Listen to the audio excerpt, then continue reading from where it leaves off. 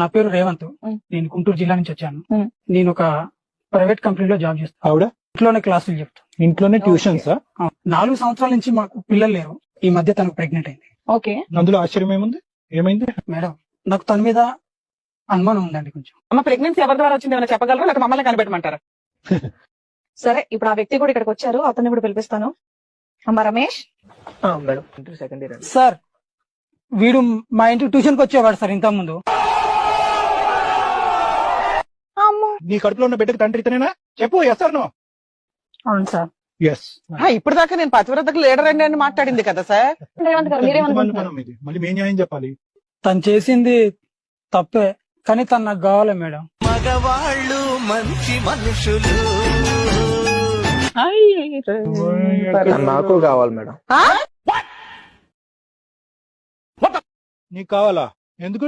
Tuition చెప్తానుగా.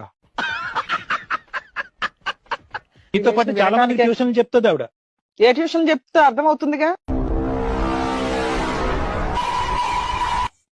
ఏమ్మా ఎవరు కావాలి నీకు? నాకు రమేషే కావాలి మేడం. అమ్మా, చెప్తాను. అద్భుతమైన మహిళ, ఆదర్శమూర్తి. నాకు ఇష్టమేనండి. నీకు ఇష్టమేంట్రా? వయసు ఎంత? దాని వయసు ఎంత? అందుకనే ఇక నా కాడికి వచ్చారు మరి. అమ్మయ్యా అంటూ ఆపై నీ గొంతును కోసేస్తుంది. ఈ ఆడాళ్ళు నా పేరు రేవంత్. ఉమ్.